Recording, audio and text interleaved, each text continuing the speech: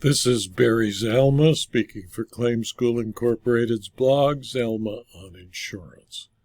Today we speak about why drunk driving into a pole is not necessarily a covered loss, and there can be no coverage for a loss after a policy is canceled.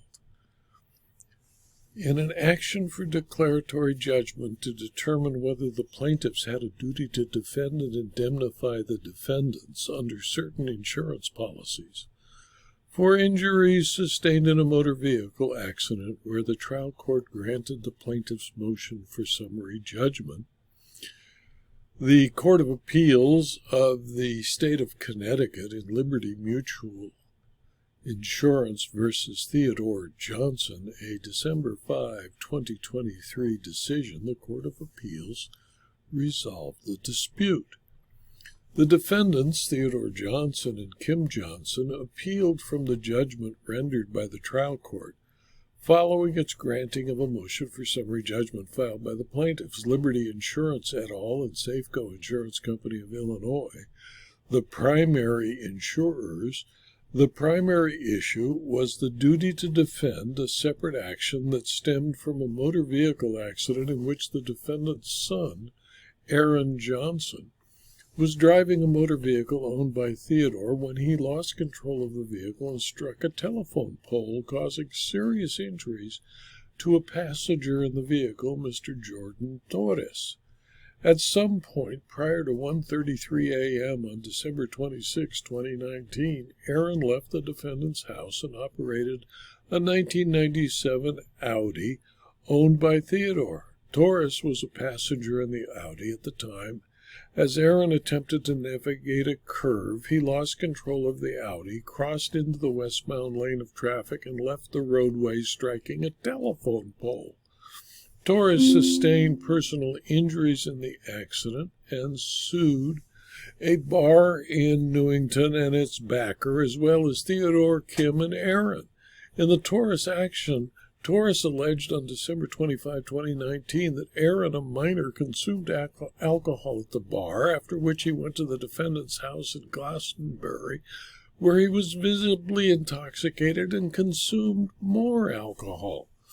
Following the commencement of the Torres action, the defendant sought coverage from the plaintiffs for Torres's claims under three policies of insurance. One, a homeowner's insurance policy issued to the defendants by Liberty. Two, an automobile insurance policy issued to the defendants by Safeco. And three, an umbrella insurance policy issued to the defendants by Liberty Mutual. Thereafter, the insurer plaintiff sued, seeking a judgment declaring that the plaintiffs are not obligated to defend or indemnify the defendants with respect to the Torres action. Specifically, the insurers based that argument on an exclusion in the homeowner's policy that excluded coverage for bodily injury or property damage arising out of the ownership of motor vehicles operated by or rented or loaned to an insured. This is called the motor vehicle exclusion. Therefore, according to the plaintiffs, because the claims asserted against the defendants in the Torres action arose out of Theodore's ownership of the Audi as well as Aaron's negligent operation of that vehicle, the motor vehicle exclusion barred coverage under the homeowner's policy. With respect to the automobile policy, the plaintiffs asserted that the policy's coverage for bodily injury for the Audi had been canceled prior to the date of the accident, at the request of the defendants, which obviously eliminated the case against the auto insurer. The trial court granted the plaintiff's entire motion for summary judgment, and the Court of Appeal noted that the policy explicitly and unambiguously provided that bodily injury arising out of the use of a motor vehicle owned by an insured shall be excluded from policy coverage. On the basis of the record, including comparison of the allegations of the complaint in the Torres action with the language of the homeowner's policy and the motor vehicle exclusion contained therein, the Court of Appeal concluded as a matter of law that the plaintiffs had no duty to defend the defendants in the Torres action.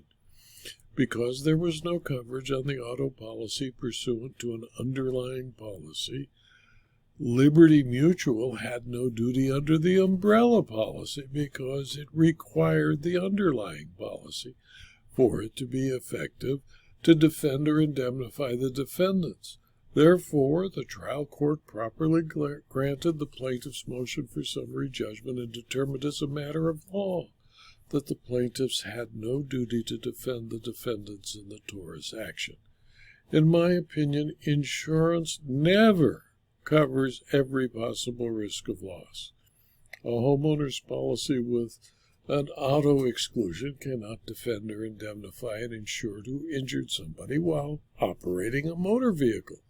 In addition, there can never be coverage on an auto policy that was canceled and not in effect at the time of the loss. Although the opinion and arguments were lengthy and convoluted, the case was simple on the facts of the policy wording and the facts of the accident. This video was adapted from my blog, Zalma on Insurance, which is available free to anyone who clicks on the URL zalma.com/blog. You can subscribe to the blog and you'll be notified of every new blog posting, usually 5, sometimes 6 a week. And you can also subscribe to the videos on YouTube and on rumble.com. And if you do, I'd appreciate it if you click on the like button on YouTube or the thumbs up button on Amazon.com. And if you found this video and or the blog posting to be useful, please tell your friends and colleagues so that they can also subscribe.